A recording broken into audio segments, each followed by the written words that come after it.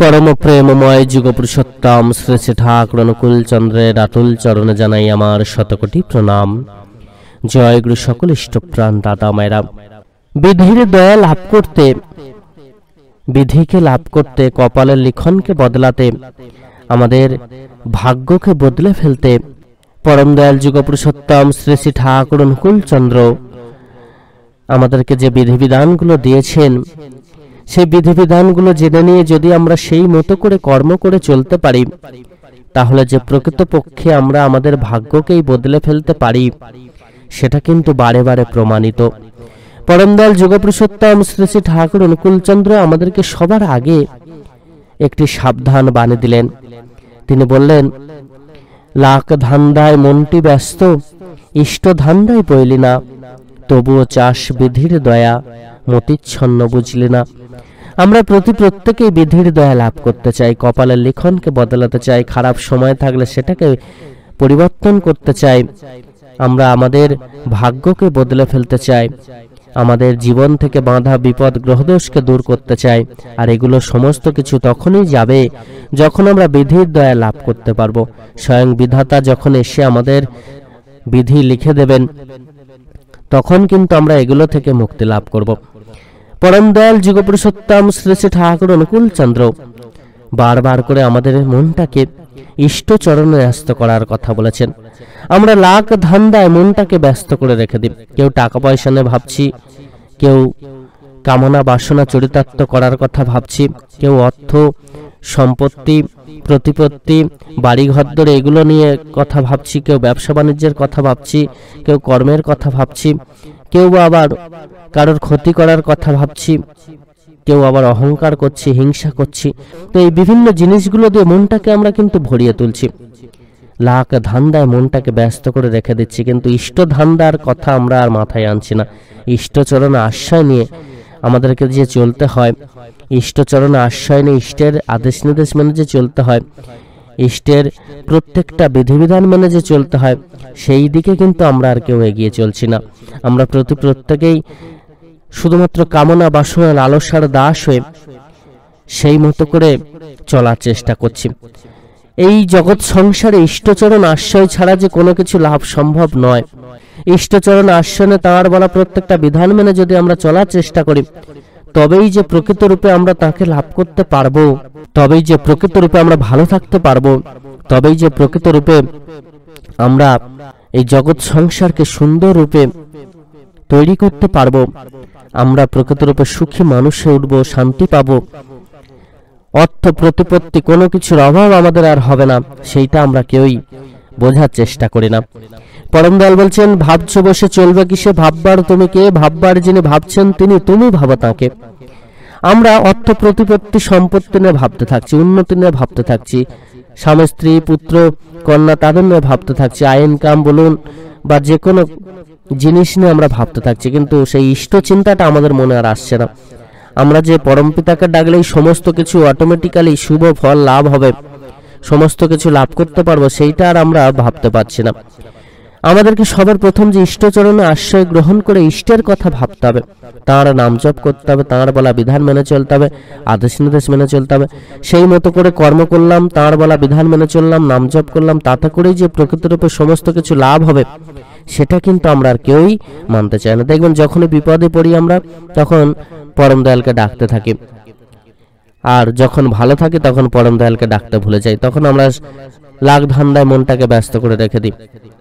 কিন্তু পরম দয়াল যুগপুরুষোত্তম শ্রী শ্রী ঠাকুর স্পষ্ট করে বললেন যে আমরা যদি তাঁকে নিয়ে চলার চেষ্টা করি, তাঁর কথা ভাবে, তাঁর বলা বিধানগুলো মেনে চলি, তাহলে যে জীবনে সমস্ত কিছু তিনি দেখেন, তিনি রক্ষা করেন, সেটা কিন্তু আমরা কেউই বোঝার চেষ্টা করি না বা সেই মতো করে চলার চেষ্টা করি না।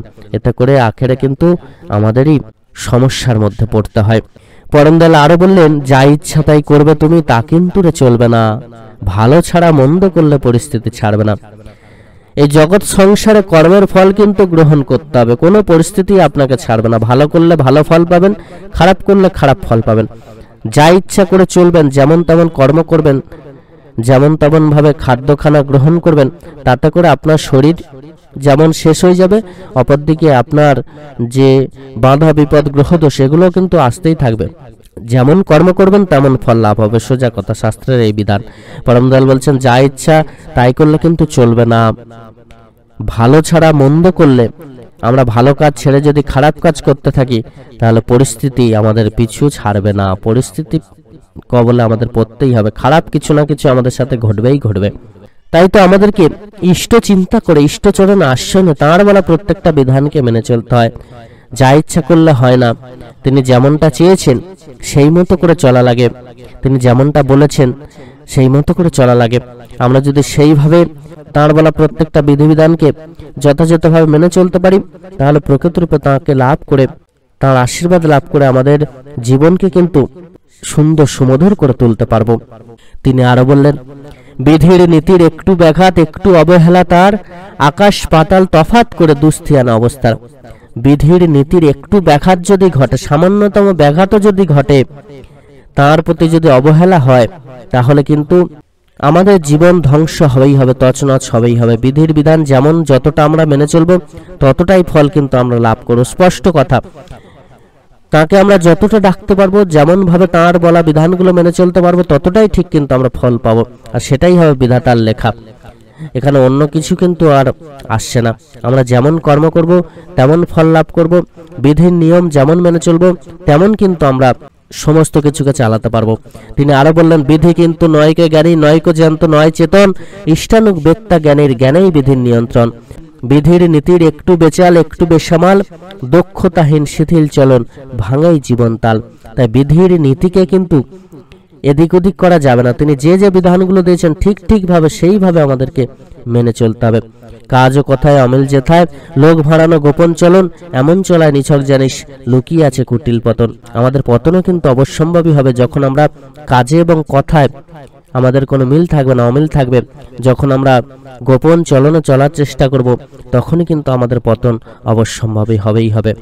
যেমন করায় জাফল মেলে, তেমনি যদি না করো তা, প্রাপ্তি পথে ব্যাঘাত আসে দুঃখ সহ ব্যর্থতা। যে কর্ম করার মধ্য দিয়ে যে ফলটা লাভ করা যায়, সেটা যদি আমরা ঠিক মতো না করতে পারি, তাহলে কিন্তু ব্যাঘাত আসবে এবং দুঃখ আমাদের জীবনে আসবেই আসবে। তাই যেটার জন্য যে কর্ম করা লাগে, সেটার জন্য ঠিক সেই কর্ম তত পরিমাণই করতে হবে, তবেই কিন্তু আমরা প্রকৃতরূপে তার আশীর্বাদ লাভ করতে পারবো, জীবনকে আমরা সুন্দর সুমধুর করে তুলতে পারবো। সকল ইষ্টপ্রাণ দাদা মায়েরা, প্রত্যেকেই পরম দয়ালের এই বিশেষ বিধানগুলো মেনে চলার চেষ্টা করবেন। এই কলিযুগে ইষ্টচরণ আশ্রয় না করলে আমরা কিন্তু কোনো কিছু লাভ করতে পারবো না। তাই ইষ্টচরণ আশ্রয় করে তাঁর বেলা বিধানগুলো মেনে চলা লাগে। ভাবা যা তা ফুটলে করায় প্রকৃত তখন হয়, প্রকৃত হলেই জানিস রে পাওয়ার উপচয়। প্রকৃত যদি নাই হলে তুই, পাওয়া হবে না তোর।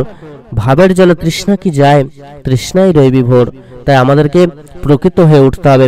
তাঁর চরণে ঠাঁই নিয়ে তাঁর বলা বিধানগুলো প্রত্যেকটা যথাযথভাবে মেনে চলতে পারলেই কিন্তু প্রকৃত হয়ে ওঠা যায়, আর তাঁর আশীর্বাদও লাভ করা যায়। বিধির দয়া কিন্তু তখন লাভ করা যায়, কপালের লিখনকে বদলে ফেলা যায়, ভাগ্যের লিখনকে বদলে ফেলা যায়। সকলে খুব ভালো থাকবেন। পরম দয়াল আপনাদের প্রত্যেকের মঙ্গল করুন। জয় গুরু বন্দে পুরুষোত্তমম।